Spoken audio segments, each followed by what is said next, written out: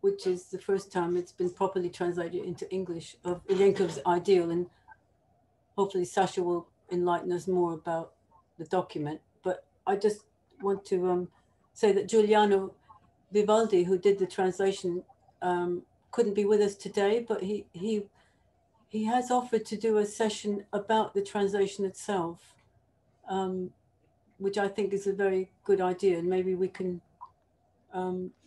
here's Sasha now, we can fit that into the future sessions. As you've seen, the document is in the version we have put the page numbers on. It's 13 pages long plus footnotes. So we can think about how long we want, how many weeks we want to spend on it, and maybe make a decision at the end of this session about how often we would like to do the reading. Just for you to think about that while we, and come to a decision at the end.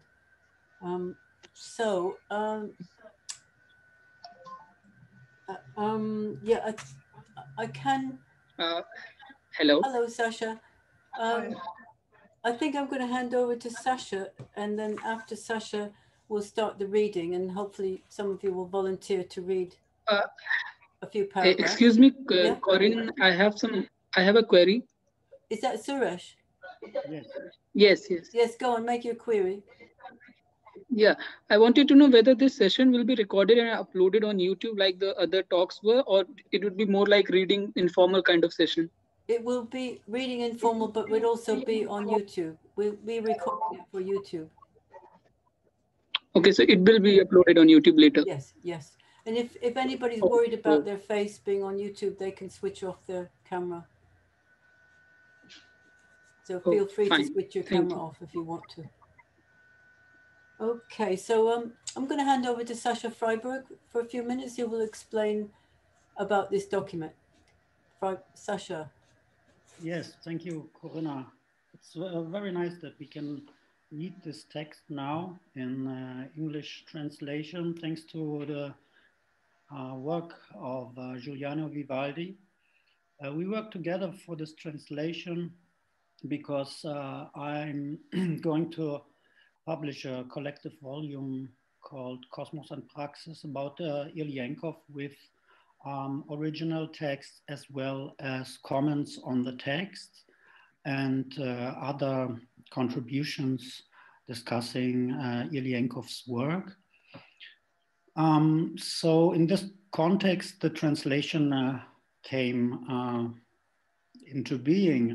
The translation concerns Ilyenkov's maybe most important article for the Soviet encyclopedia.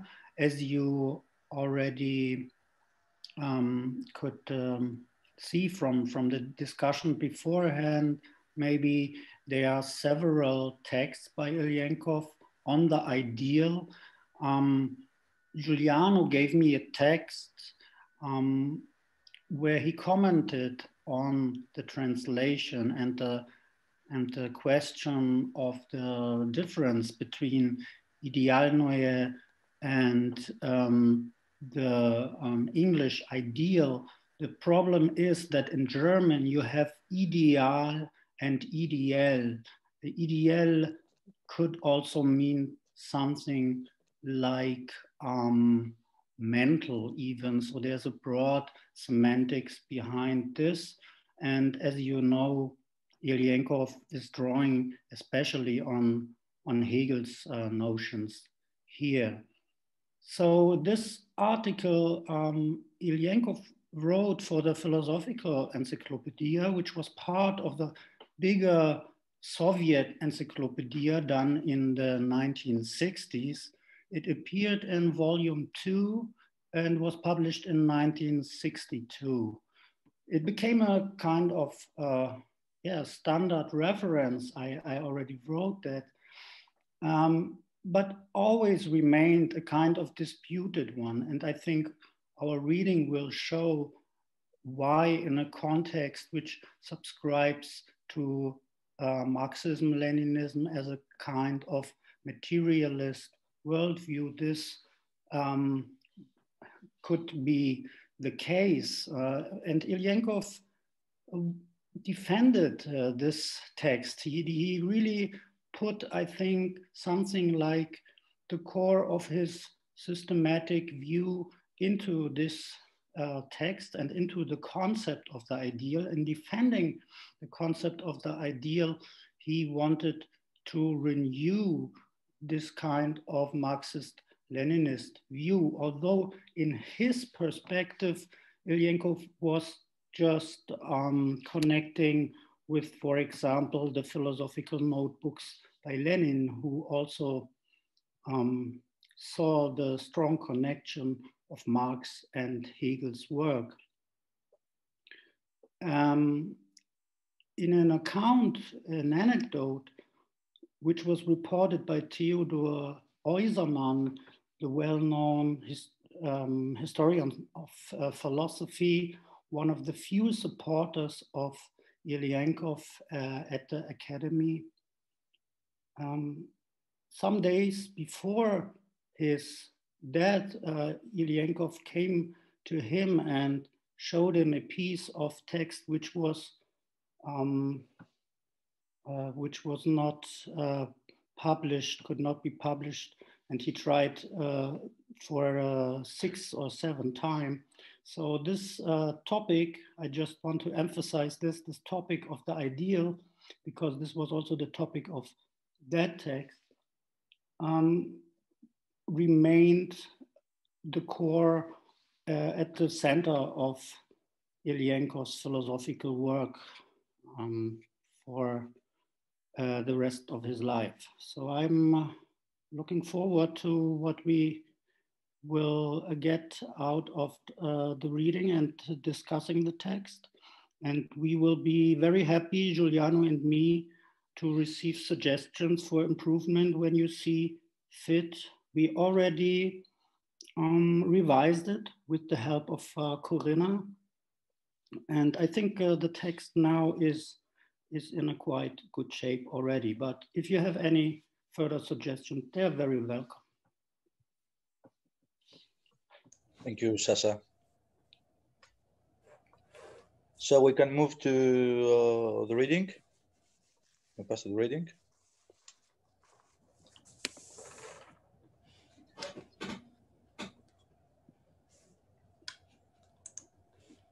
Just need some volunteers to read the first 2 paragraphs.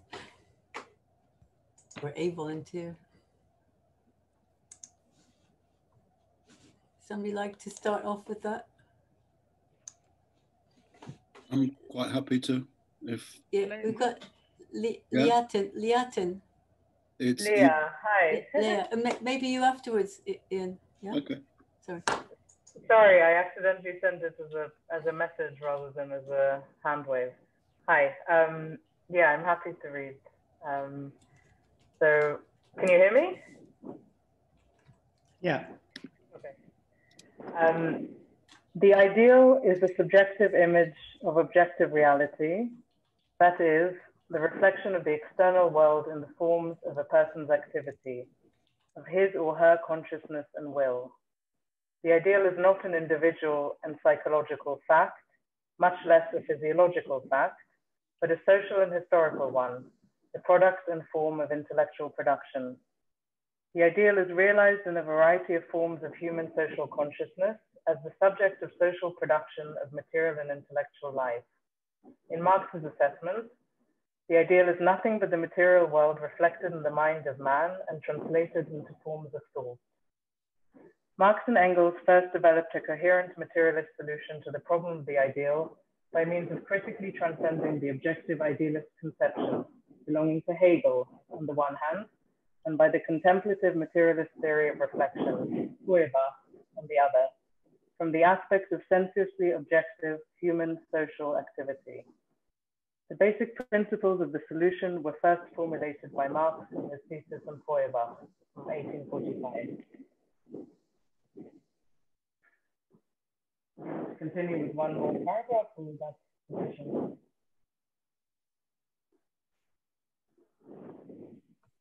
I propose to continue one more paragraph. Okay. The whole sorry. The whole spectrum of solutions to the problem of the ideal in the history of philosophy gravitates either towards a materialist or towards an idealist understanding. Pre-Marxist materialism, correctly rejecting spiritualist and dualist notions of the ideal as a special substance in opposition to the material world, considered the ideal as an image, as a reflection of one material body in another material body. That is, as an attribute, a function of a special form of organized matter. This general materialist understanding of the nature of the ideal, constituting the core of the Democritus, Spinoza, Diderot, Feuerbach position, independently of how it was embodied in the particular system of each materialist philosopher, also serves as the starting point for the Marxist-Leninist solution to the problem. The flaws of the pre-Marxist materialism adopted by French materialists, particularly Pierre-Jean-Georges Cabannes, Julien Offray de la Métrie, etc., and later by Feuerbach, became part of a wider trend of mid-19th century thought. It would then take on that form of so-called vulgar materialism, exemplified by Ludwig Buchner, Karl Vogt, Jakob Moleschott, and others, connected to an ahistorical, anthropological, and naturalist understanding of human nature, and leading to the notion of convergence, and ultimately to direct identification between the ideal and the material neurophysiological structures of the brain and its functions. The old materialism proceeded from an understanding of the human as part of nature, but without bringing materialism into history, it could not understand humans with all their characteristics as a product of labor transforming the external world, nor could it understand human beings themselves.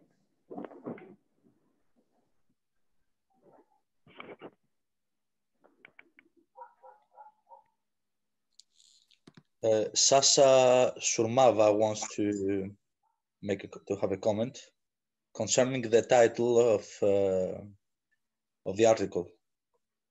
And next we can listen Olga, who wants to contribute to the understanding of those first paragraphs of the article. The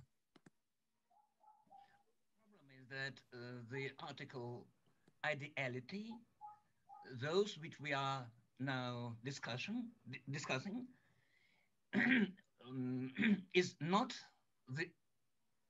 another article which has a title ideal. And this distinction is very, very important.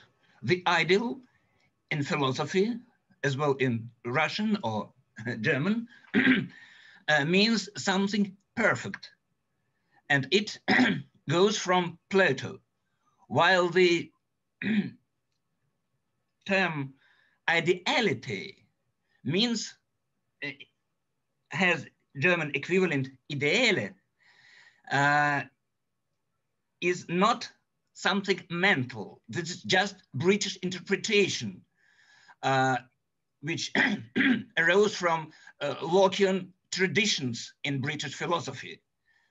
Ilyenkov stressed that it's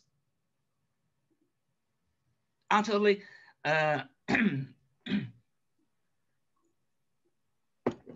wrong to put the sign of equation between ideal or ideality and mentality, because the main idea of Ilyenkov's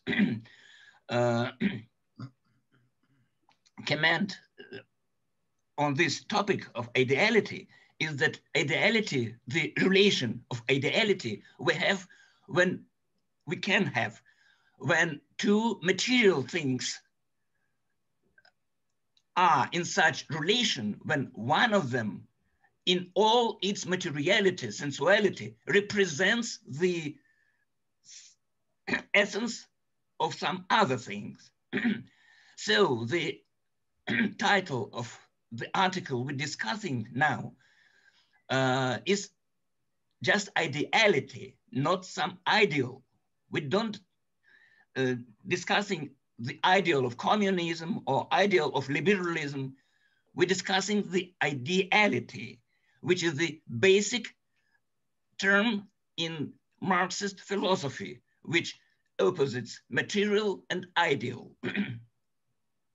And yesterday I discussed this problem with Giuliano, and he said that he prefers the term ideality also. Mm-hmm. So. Thanks for the comment. Yes, I think you're totally right in pointing this out, because that's exactly the punchline, so to say, of Ilyenkov's argument. He wants to say that ideal, das Ideelle, we cannot touch, but it's real. That's the point. It's not something we can frame in sensualist or empiricist philosophy in this way as real, because they have a different understanding. But nevertheless, it's real. So this is the basic point. So that's very important. Yeah. And we will think also about the title. I also spoke with Giuliano about it. That's it's really tricky. It's really tricky to translate this. Thanks for the comment. Olga, would you like to? Yes, thank you very much. And thank you very much to translators, to interpreters for this excellent translation. It was, I mean, quite hard work. And the first thing that I would like to say is that I completely support Alexander Surmava's thesis about title. And I think that the problem is operational too. If you don't want to face in the further with the difficulties to differ ideal and ideal, it will be better just to decide that ideality is the translation for this more elementary, more simple form of ideality. Yes, ideally, as just representation of essence of one object in the body of the other. And the second thing that I would like to say concerning this paragraph is the quotation from Marx, the first quotation. The ideal is nothing but the material world reflected in the mind of man and translated into forms of thought. I don't know, I did not check this quotation. Maybe it is correct and exact quotation, but in Ilyenkov's version of this quotation, this is not mind, this is head. And this circumstance has sequences in his discussion with Dmitry Dubrovsky further, because one of the arguments of Dubrovsky was that we are Marxists and we must understand a mind as a result or product of a head, of naturalistic understood head, because Marx wrote in such a way. In Marx, he read that ideality is a material, but settled into human head and transformed there. This was the subject, the plot. That is why I just would like to offer to maybe to change this translation on head because of this biographical and contentful discussion. For this paragraph, it is all. I have some else, but further by the text. Thank you. Someone else who wants to? Well, just it would be good if someone else could explain the head and mind thing, because it's something that Ilyenkov explicitly discusses elsewhere. Like I can't remember where, but somewhere he writes that he's not talking about the mind, he's talking about the head. Like he actually writes that somewhere to actually say it's not the mind, it's the head. So it would be good to understand why he's highlighting that. Yeah, just to kind of summarize what is the difference made by it being reflected in, or yeah, it being, I don't know, transferred through the head rather than the mind. Well, I guess other than the fact that the mind is mind, it is in accordance with Ilyenkov, of course, but the task is to explain how the mind is, how is the mind possible through head.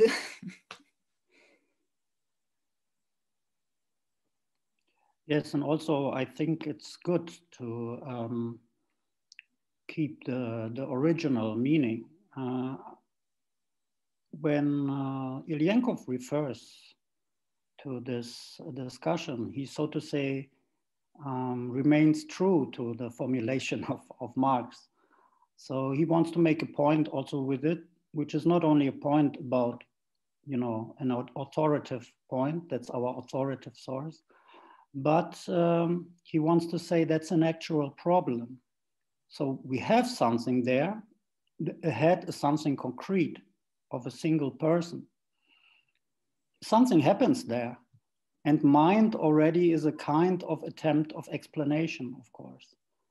We need to know a lot about what is understood with mind to understand what this could mean, that something is reflected there.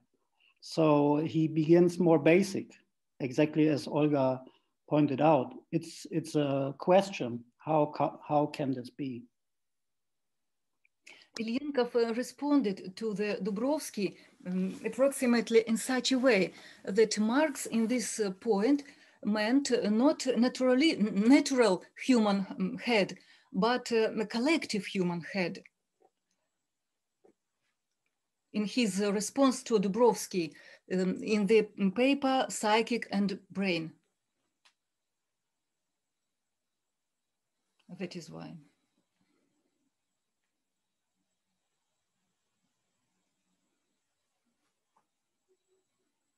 Yeah, Corina, she wants to have a comment. Yes, thank you. I'm just going to share a couple of slides. Can you do it for me?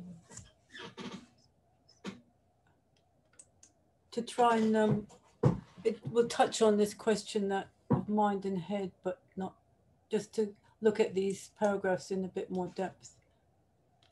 And I've put up, the ideal is deeply dialectical, which is a quote from what Ilyenkov says a bit further on. And I'll try and explain why I've put that there.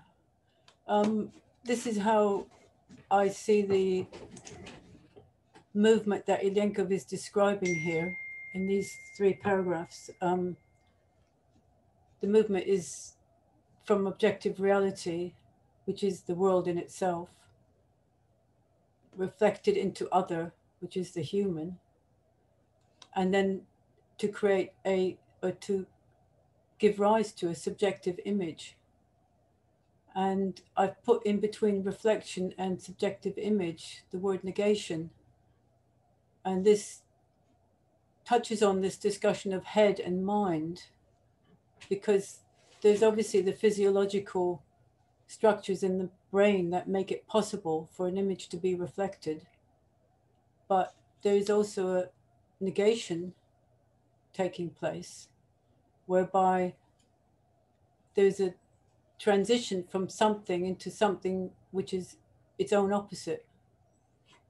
And that is why it's deeply dialectical. And it's not just a smooth evolutionary development. There's also an element of negation in it, that something is made into something else.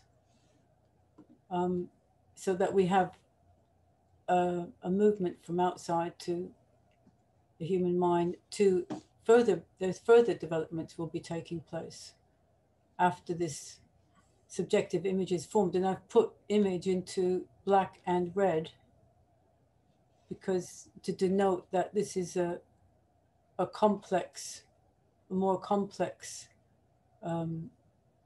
thing than what we had at the beginning. So it's the capacity, it's only, and the important thing in this the important thing for Ilyenkov is that this is an activity, a human activity. It's not, and that's why I can understand Alexander saying it's ideal, not ideal, because ideal seems to be more fixed and rigid, whereas ideal is possibly more an active process. But I think the important thing is this, for us to kind of struggle with this, or reflect upon reflection as what it is, what Ilyenkov means by reflection. Thank you. Oh, this was my last image here. And then he goes on to, as you've heard in the reading, explain these two different philosophical approaches. And then he's now going to focus on the fact that pre-Marxist materialism was very unable to see it was unable to see how, what was the transition between the material to the ideal. How did that transition take place? They couldn't understand that. And that was the missing link, which is human activity, human practice. So Ilyenkov is saying that the ideal only exists as a social being's mode of activity, which is what we'll get onto in the next page. I skipped ahead a bit there, sorry. Thank you for that. That was just to try and focus on this process that Ilyenkov is setting out here. Thanks, Corinna. Just one comment on this. I think what you tried to capture makes clear how timely this discussion about the ideal still is, because when you have a look into the discussions on cognitive sciences today, you still have the same problem. So in a way, the discussion with Dubrovsky is still ongoing, because on the one hand you have people who have a strong argument for reducing certain functions to the organic or chemical processes. On the other hand, you have the problem of the representation, which is exactly what this kind of mirroring or the ideal is. And this problem you also have in semiotics, for example. Well, how is it possible that something sensuous like, airwaves contain meaning and then become a word with a meaning? That's exactly the kind of ideality we are talking about. So you see how in different fields this problem comes up. And the interesting point about, or the interesting thing in my opinion about Ilyenkov's take is exactly trying to combine, so to say, idealist and materialist, or traditionally idealist and materialist concept. So what he kind of envisions, it seems to me, is a process of embodiment which involves meaning, which involves some kind of representation. Whereas today in the cognitive sciences, you have a lot of people talking about embodiment and activism and so on. And often they reject representation tout court. They say there's no representation involved. There's no level of meaning apart from the embodiment itself. So it strikes me as kind of a complex and elaborate position, which Ilyenkov at least tries to develop. Thank you, Sasa. Sasa Sumava has one more comment. Thank you.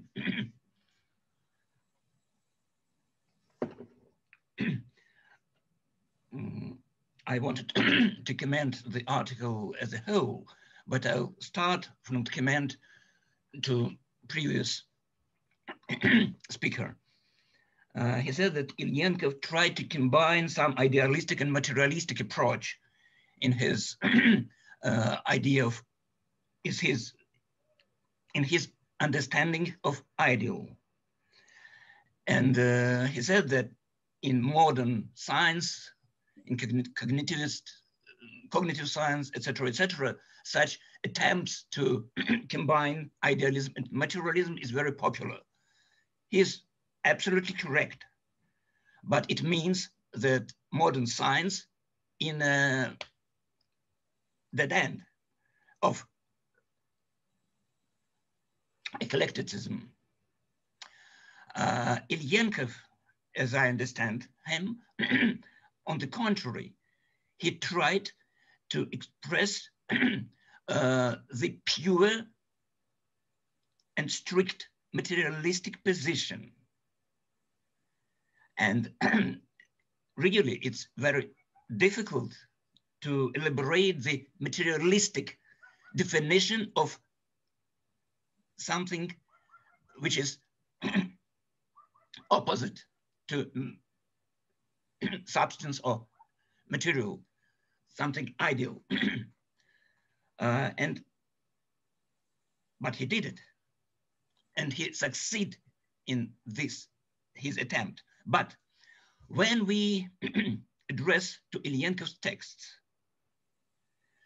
we try to understand his texts.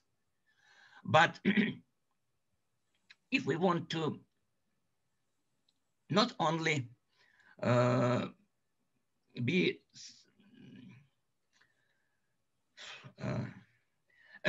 repeat his words, but understand the sense he tried to elaborate, we have to understand that Ilyenkov developed himself. And this first article to this theme of ideality is the most undeveloped position. And this position is fundamentally overloaded with all with old ideas.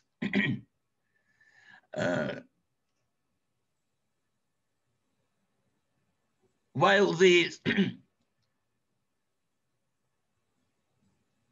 breakthrough, the insight we have only in his final fundamental work, The Dialectic of Ideality.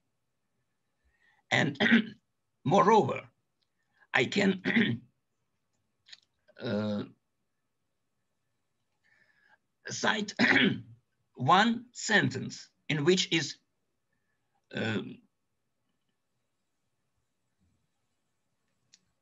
in which Ilyenkov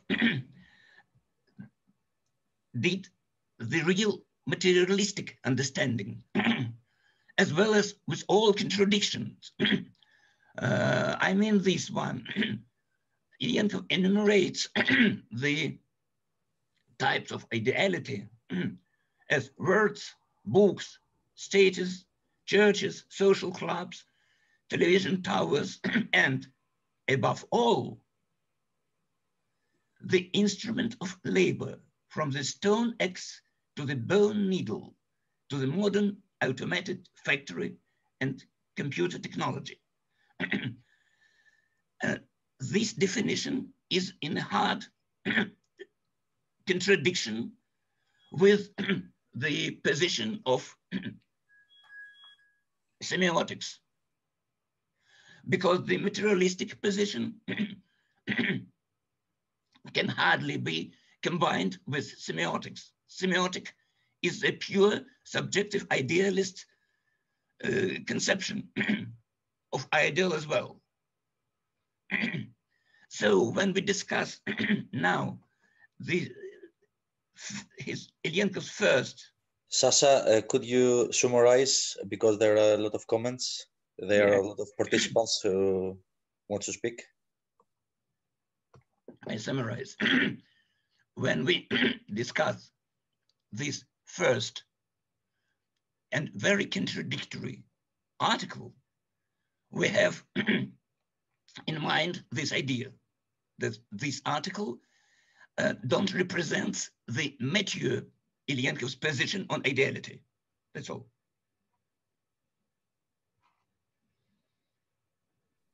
I think Olga, I see a hand.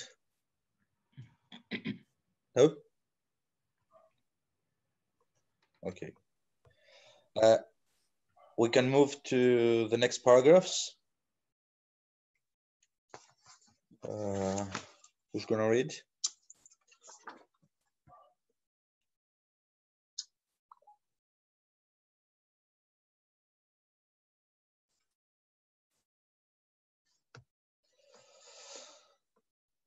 Yeah, Bill, maybe? I can do it if you wish. All right. Yeah. Just a quick reminder of where we are. I think it's the paragraph beginning because of this, yeah? Okay. Because of this, the ideal could not be understood as a result and active function of labor, the sensuously objective activity of a social human being, as the image of the external world, emerging in a thinking body, not as a result of passive contemplation, but as a product and form of the active transformation of nature, both external nature and the nature of the human being, through the work of generations, substituting each other during the course of historical development. Therefore, the main transformation which Marx and Engels introduced in their materialist understanding of the ideal concerned, above all, the active side of the relationship of thinking being towards nature. That's my phone, I'm afraid. Right. But transformation of nature, both external nature, I've forgotten where I was now. All right, I'll go to, therefore, the main transformation which Marx and Engels introduced in their materialist understanding of the ideal concerned, above all, the active side of the relationship of thinking being towards nature. It was that aspect which intelligent idealism, to use Lenin's expression, namely the stance of Plato, Fichte, and Hegel, had for the most part developed in an abstract and one-sided way, idealistically overemphasizing this aspect of the matter. Classical systems of objective idealism arose on the basic foundation that the individual is separated from or independent of the overall culture of humanity, and more broadly, the transformation of universal products of human activity, both material and cultural, into a force independent of people's will and consciousness. This alienation of the product of activity and the actual forms of human activity led to the fact that forms of human activity in effect are counterposed to the individual and imposes on them a force of exterior necessity, and hence can be represented as the power and capacity of some supra-individual subject, God, the absolute spirit, the transcendental ego, the world spirit, and so on. As Marx has shown, such alienation underlies both religion and idealism. In both forms of social consciousness, human beings are aware of their own powers and abilities, but are so under the guise of some other mystical being other than themselves, but are so under the guise of some other mystical being other than themselves.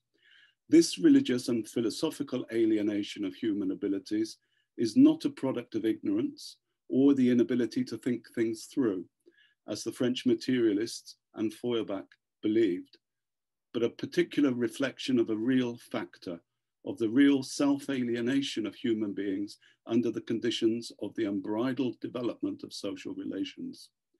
The real relation of the individual to the social and human abilities and forms of activity in these conditions. Do we want the next paragraph or leave break there? If it is possible, I would say some words about one construction.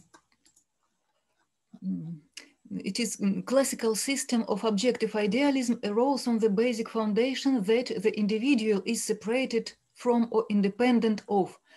It is doubtful because the meaning of this phrase seems to be vice versa. Not the individual is separate from, but these forces they emancipate themselves from the individual, so that this point of view is based on the foundation of the fact that overall culture of humanity and its organization forms are independent on the separate individual. It will be more exact in accordance with Ilyenkov.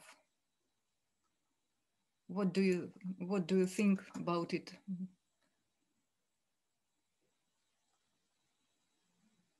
Where is Sasha Freiberg?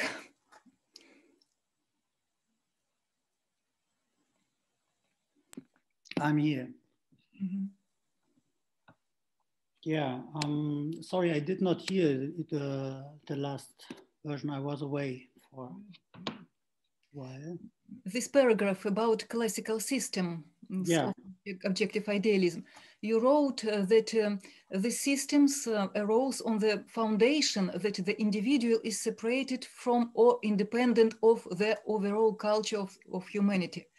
But the more exact meaning is rather that these systems are on the foundation of the fact that overall culture of humanity and its organization forms are independent on the separate individual. That is vice versa. These collective forces are independent from individual. Yes, which would make much more sense also. Also in view of his own position. That's true. Yeah. And this phrase maybe just my linguistic capacity is lack, but what the phrase, as Marx has shown, such alienation underlies both. In both forms of social consciousness, human beings are aware of their own powers and abilities, but are so under the guise of some other mystical being other than themselves. This construction, but are so, is not quite clear, it seems to me, because this the plot is that this awareing proceeds under the guise. These forces appear itself under the guise of some other mystical beings. Yeah. Mm-hmm. That is all for these paragraphs. Yeah, I think the last point is okay as it is. I think I see your point, but maybe that's rather a question of alternative formulation, which makes it more clear. Although it's clear to me, but the first. Your first point, we really have to check what's going on there. Thanks, Olga. Ralph has an objection. Ralph? Can hear you, Ralph. Just my only thing is that Ilyenkov omits the origins of magical thinking, which have to do with a lack of understanding of nature, and of course, trying to influence, suppose, by means of projecting human will or subjective ideas of agency or ideas of animistic conceptions onto nature. And he leaves that out in that paragraph, in that sentence. He simply talks about alienation in relationship to social relations, but not really a mystified relationship to nature. Maybe he mentions it somewhere, but I don't see it in that paragraph. In fact, even Marx does discuss that a little bit. And of course, the Marxist tradition does discuss that to a certain extent. Trotsky and various others have also emphasized the mystification with relation to nature, and then later a greater mystification coming from society, social organization, rather than nature as science advances. Ilyenkov doesn't really deal with that adequately, at least not in this paragraph.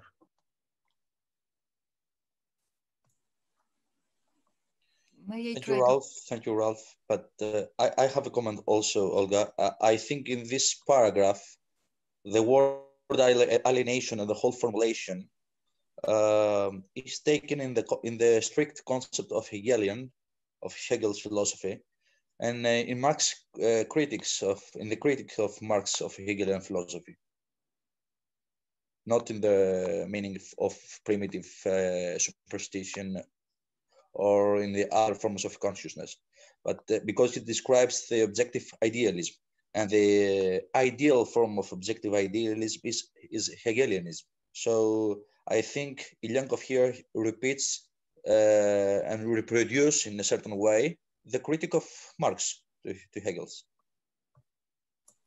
Maybe, but I would like to add to this that the situation when an individual prescribes social qualities to the outer things, and these things don't have really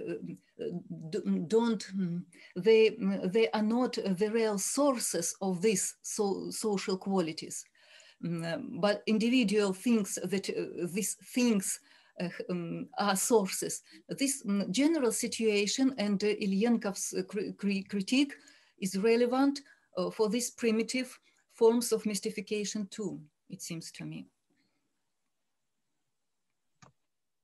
I agree. Just a small comment. Jörg Lukács, in his work about aesthetics, who was published in the late 60s, I think so, he elaborates a great analysis about primitive thinking and ordinary consciousness in primitive people.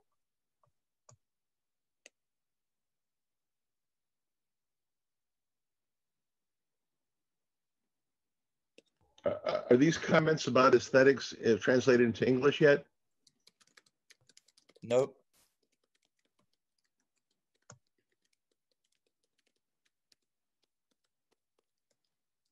It seems to me that argumentation of Ilyenkov is quite similar to Durkheimian analysis of primitive mind and derivation of primitive categories, of causality, for example. I didn't understand. To who? Darwin? Luria. Luria. Okay. Luria. Alexander Luria, or not? Yes. Okay. He published this book about his expedition to Middle Asian countries like Kyrgyzstan. I think he did this in the 30s. It was published a little bit later. And there he tried to show with the means of psychological or cognitive experiments how concept formation could be understood in different categories. So his argument was that actually it was not a new one, but building up on the work of people like Lévi-Brühl, for example, also Cassirer, that there is some kind of symbolic form of mythic thinking. So this he wanted to or substanti. He showed this by this kind of experiments that there's a different kind of understanding, a totally different approach to certain problems involved. But of course, on the other hand, these experiments were designed by people who could read and count and everything. So it's a limited result we get from it, but at least it shows the difficulties people can have with understanding even these kind of ideal entities as a number or as a abstract concept. This was clearly shown by Luria. That's the words of his book. It's I don't know how it's translated into English. Something with social. I don't know the English title. I can find it. Thank you, Sasha. So shall we continue the text, the article? Arina asks to say. Yeah. Maybe it's too late to start another section now, because in 5 minutes we'll have Lars. But I'd like to say, in response to the discussion so far, and particularly Sasha Surmava and Sasha Freiberg, because Yanis wants this, I mean, somebody else wants it. I'll be very brief, but I don't think there's a discontinuity in Ilyenkov's thought at all. I don't agree with this idea that this is just an early text and that Ilyenkov wouldn't have defended this later on. I think Sasha mentioned that he did defend this text, and I think it's completely of one cloth with Ilyenkov's overall work, in the sense that if you take his doctoral thesis, The Abstract and the Concrete, which was a kind of masterpiece, the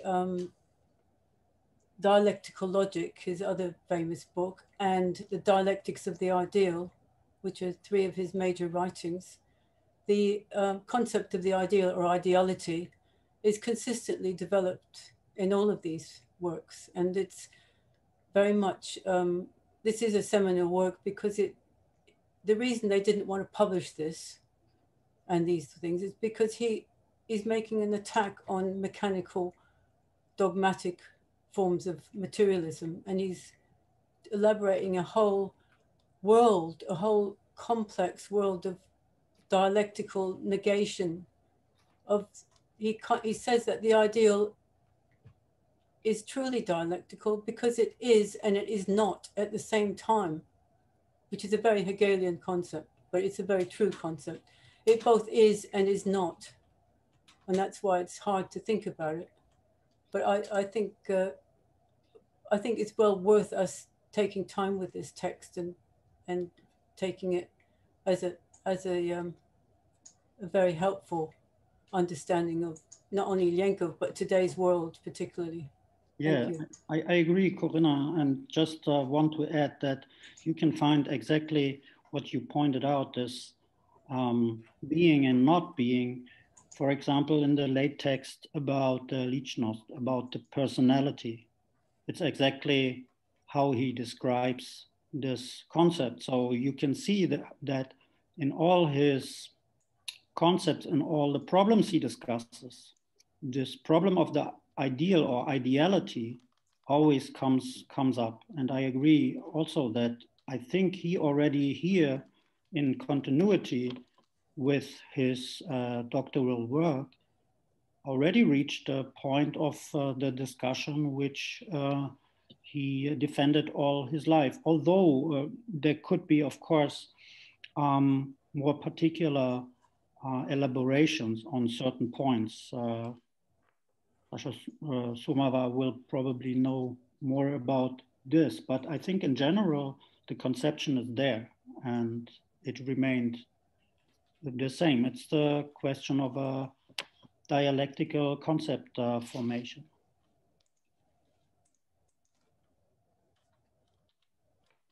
Could I ask a very brief question to Corina? Could I, or Paul? Yeah, just a very brief point. I think we could improve in the fourth paragraph, you know, the beginning, Sasha, because of this, the ideal could not be understood as a result. I think that is a very confusing formulation, and I think it could be improved. I volunteer to improve that, those few lines. I think there's too many subclauses, and it's not quite clear, you know, what is being said. I know what is being said, but it is presented in slightly, it comes across in a kind of confused, you have to read it 2 or 3 times in my view. So I think that section, those first 4 or 5 lines of the 4th paragraph, we could improve the way they are presented. That's all. Okay, thanks. But I think this, because it's a very critical point about human activity transformation to make this break from the mechanical materialist to the early materialist to a dialectical approach. So it's extremely important that we get this point right about the role of activity and practice in making this connection and enabling Marx to make this transformation from Hegelianism to this materialist dialectical approach, and then Ilyenkov to take it further. So I think we could reformulate those few sentences. That's all, just to order the phrases in a different way. Mm-hmm. If you can send me some suggestions concerning this, we are very grateful. At the same time, I think we cannot make it more clear than it's been formulated, because I think also in Russian, this text is quite dense because of being an entry in an encyclopedia. So we also have to remain true in a way to this kind of context, but we are open for this kind of suggestions. If you have an idea, please send it along. Thanks, Paul.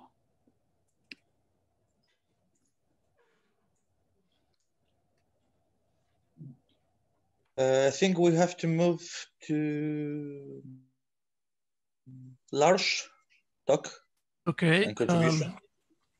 I'll try to share my screen here. Share the sound as well. You have about 5 minutes, Lars. Okay.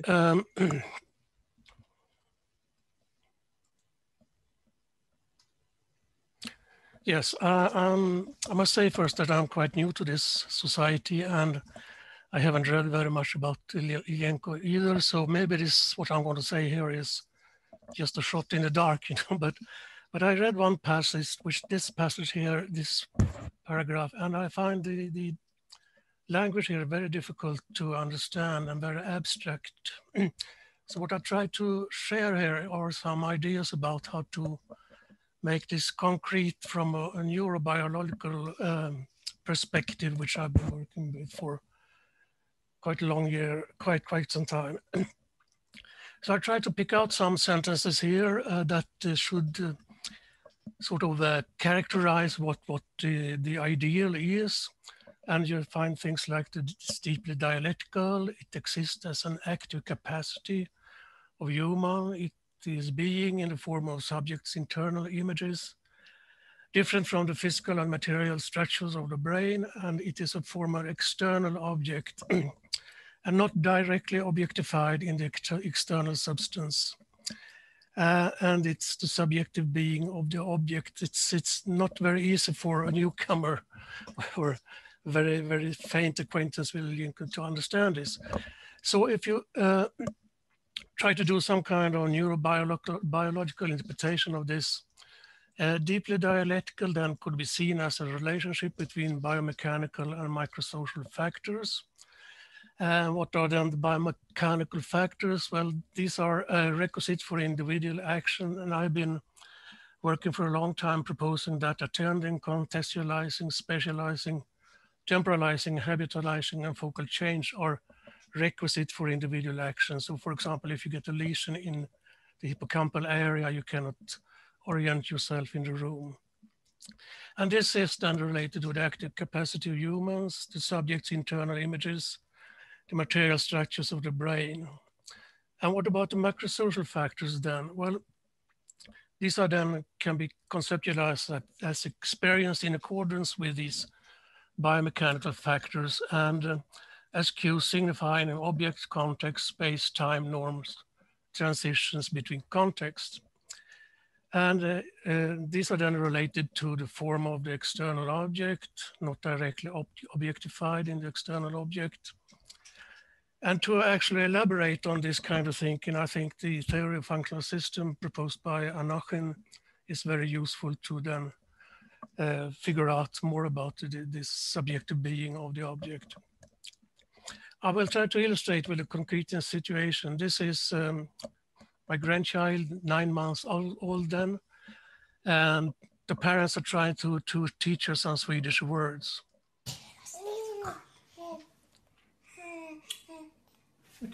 Where's mommy?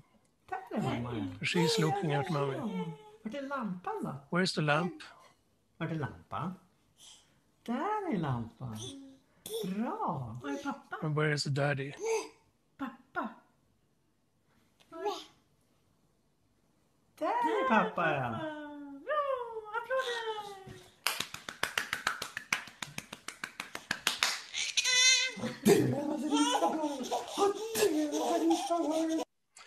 So what I suggest then, or what I try to, would like to have some comments on,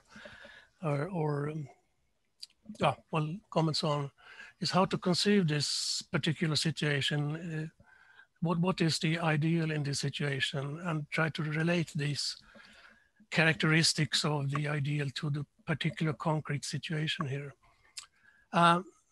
That's all actually, and I don't know if this is way out of what's being discussed here, but that's how I understood it. So I'll stop share my screen here and move back to the other here. Okay, thanks, that's all. Thank you very much, Lars. Thank you very much. Only one clarification: the word "beseste" in Russian is substance or essence? I don't know. Olga, maybe? No, I have no idea. May you pronounce it one more time? What word? It's written in Lars' presentation. Could you share again your screen, Lars? Yes. Okay. There were many words, but what? No, he wrote the word on the chat box. Yes. In the chat box. It's down here. Вещество. Вещество. Вещество, it is substrate, not substance. Well, this is the direct quote from the paper. Yes. Yes, I paid attention in the translation too, but this text is later. That is why I didn't say not substance, substrate. Okay. Yeah. Also, Giuliano commented on the problem of translating this. So that's not easy to see what could be used instead. Substantia is also possible in Russian. So, yes, but the thing is in this fragment that it's rather meta. There's some print from the human activity, but substance cannot bear some print from within. Exactly. But this is again a problem when it comes to English, where substance means it can also have this kind of material quality much more than the metaphysical meaning we are more used to. So that's also something Giuliano commented on. I can read his remarks. There there are complicated choices that need to be made regarding the terms substantia, vещество. They can be both rendered as substance, whereas vещество could also be rendered as matter, like materia. Should Ilyenkov's syntax have been simplified, or should it be more clear? So this is these are some of the questions he posed, and I think in this respect, vещество is clearly closer to something like matter or substrate. You said, Olga, right? Than the metaphysical meaning of substance. That's true. Could I say a comment just for this term? I totally agree with Olga. And we face in Greek the same problem with translation. We have to take into account that Ilyenkov is someone who has a great influence from Hegel. And in Hegel's substrate, substance, and essence are three different categories. If we confuse them, we don't understand exactly what is going on. So I think that it's very important to be specific when we use substance, substrate, and essence. There are three different categories.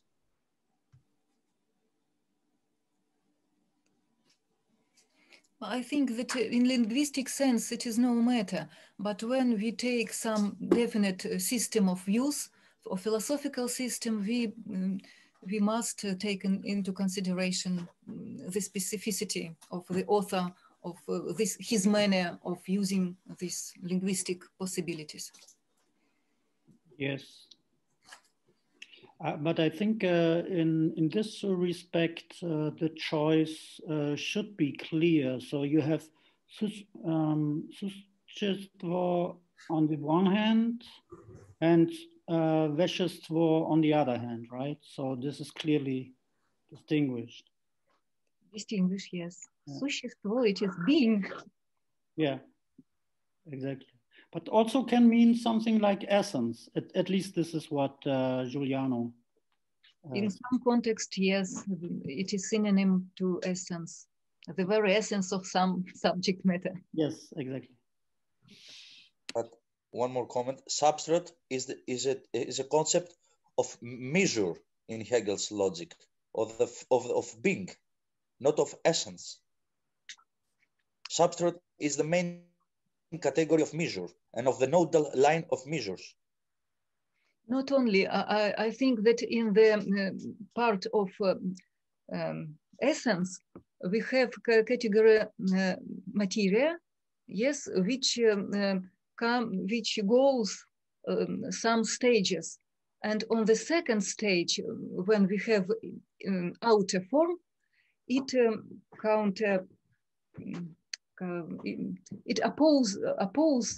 is opposed to the matter, which is substrate. We have substrate when the form is outer, not inner. But materia, for materialists, is developing essence. And it is not only just substrate. When materia and form are connected in the higher synthesis, we have materia as substance. So substrate is the outer stage of materia developing, of outer reflection. Can I contribute a pair of words?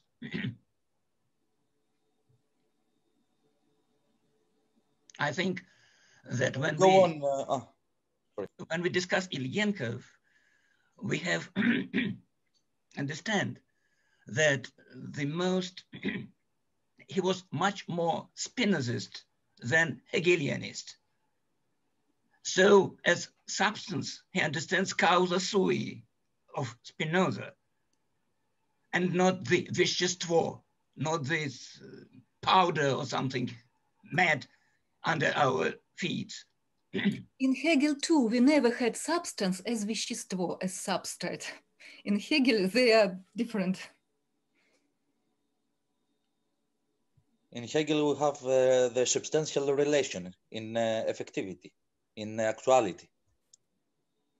But in the discipline of essence, we have the ground and the essence as a reflection. But it's okay. But because I don't know the particular concept in Russian, maybe the problem of language it translates same words in another with another meaning. So I'm not sure. I'm afraid, but I rather think that the problem is not in linguistic problem, the problem of philosophical tradition, because British or English-speaking philosophical tradition goes to Locke, to his sensualistic idealism, while Ilyenkov was Spinozist. But while Spinoza is the opposite to Locke, fundamental opposite. But I'm talking from the Hegelian point of view. I am sure about that. Hegel was just a moment. I put a comment in the chat about substrate and ground.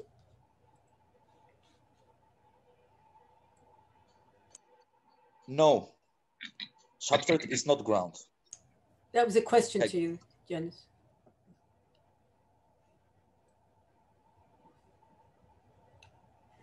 I think that substrate is not ground, because ground is essential identity with grounded. It is essential characteristics, but substrate is outer characteristic. In Hegel, at least. In Ilyenkov, I think it may be just synonym to вещество. It is not ground, it is just substrate, which we may form from outer, from within. Just as material for dress.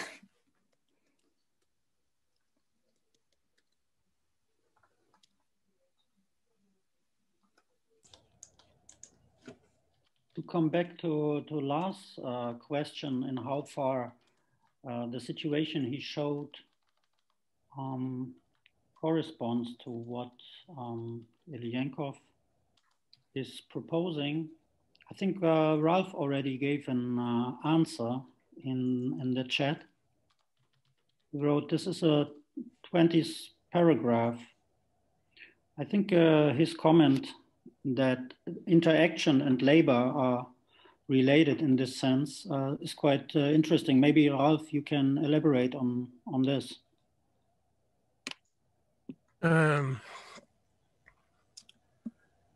I would rather prefer to think a bit more about this, because I think that my presentation here was sort of way out of context of what is discussed here, and I didn't know that. I thought we could take any passage of the document and sort of reflect on that, So maybe we can refer that to later on when we come to the 20th paragraph that I showed here. But basically, I think the dialectical relation here is between what I call biomechanical and macrosocial factors. That's a sort of basic thing that I'm trying to put forward here.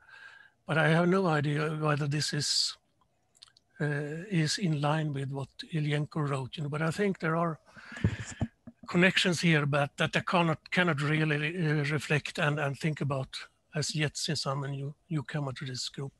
Mm-hmm. Sorry about that.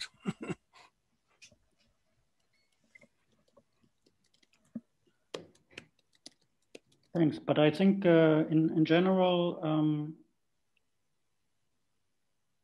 Ilyenkov's position was developed with developmental psychological positions in mind.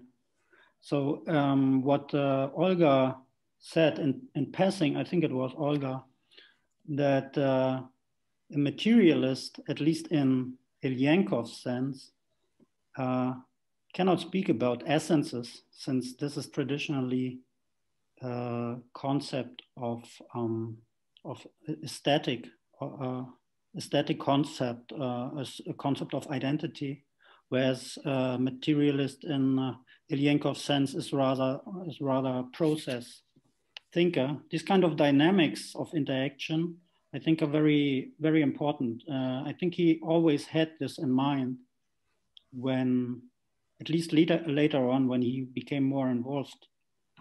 But I think also at this point, he already knew about the cultural historical psychology and the activity theory. He had this kind of concrete interaction already in mind when speaking about the concept of ideality or the ideal.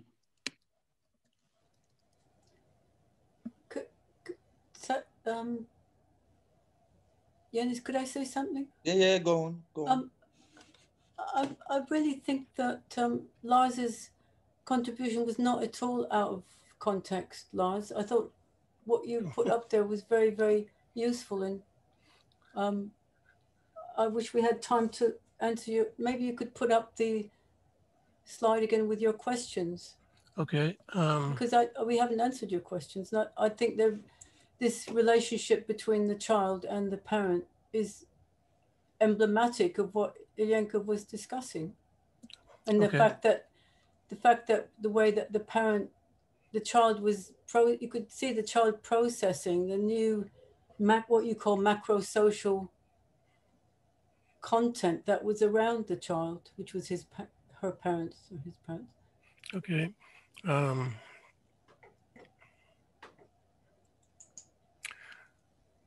My question here, the questions here is how to conceive of the ideal in this particular situation. And if you take these sentences here, these characteristics of the ideal that I took from the paper, it's quite clear, I think, that there is both a neurobiological relatum, is that what you say, and a social relatum.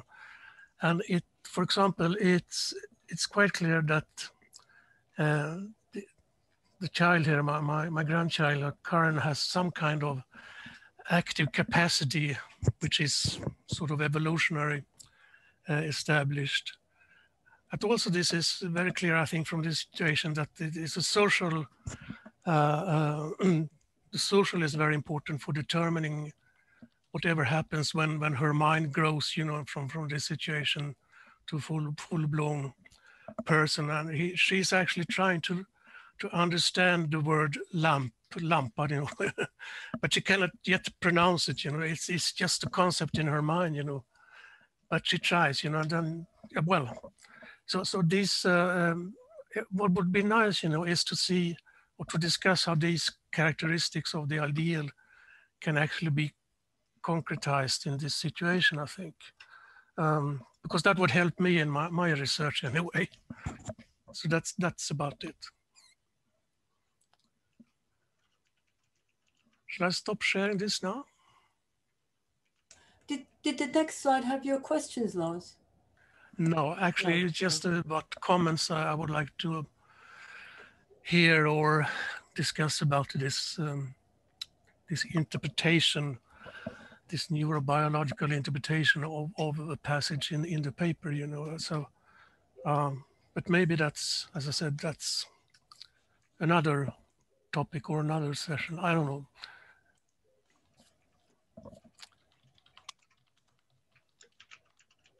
Yes, Cecile? Okay.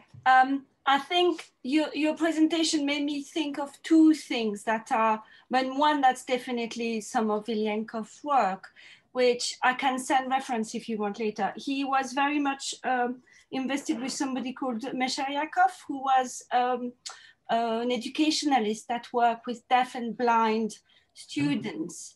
And he describes, and Ilyenkov also talks about how those students are kind of taken into the world of culture.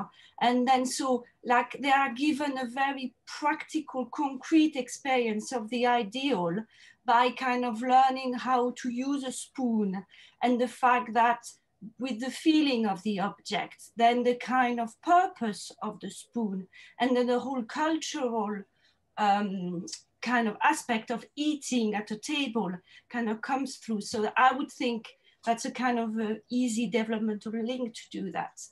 And then also I think slightly not purely inspired from Ilyenkov, but there is Anna Stetsenko, who is a kind of an educationalist, who wrote a book called The Transformative Mind, and her husband is, I think he's much more of a neurologist, and Aryevich, and I think her book, so The Transformative Mind, with Aryevich, a kind of much more neurological aspect, which I think is kind of much more the substrate that you were talking about, are kind of giving a good understanding of how those two things realize. And I think part of activity in this way is much more than just the neurological substrate. And like when you're talking about your granddaughter and the whole being together with her parents and the object, all of that has much more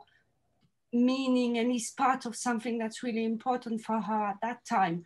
And so I think it's kind of trying to understand the relationship between what's happening to her developmentally and neurologically with the kind of how she orientates herself in the space. That's kind of important. So yes. I can give the references if you want. But I have read Stetsenko's book, you know, it's very good, I think, and it relates to what I'm trying to. But then I think I would link it to Aryevich, like her husband's work as well. Exactly. Because that gives the... Very good, thank you. Ian? Yes, Lars, I'm also a grandfather and I enjoyed the video, not just because it was beautiful, but because it actually, I think, illustrates a point. I would say that what we saw in the video is the formation of ideality in your granddaughter. That's what I think we're saying there. And it's very much linked to the type of thing which you find in Vygotsky as well. It's what his book or his stuff on child development is about. And one small point, which is actually a huge point, but we haven't got time and it's not the place perhaps. Just looking at your video there, I was very struck again, as I'm looking at my own grandchildren, of the role of what we might call affective development plays in the in the development of the ideal in children or in other people. Yeah, very, very much driven emotionally. We tend to think of it in, forgive me, rather dry philosophical terms or even dry psychological terms. And the whole emotional drive to this development of ideality is often, it's usually missed out. Thank you.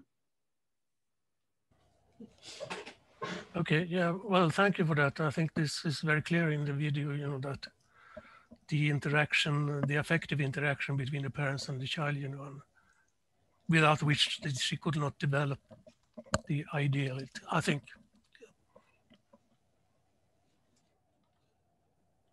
We're going to wind up now. Yanis? We'll have 4 minutes. Yeah. Well, it would be good to ask everybody if you would like to continue these twice a month or only once a month.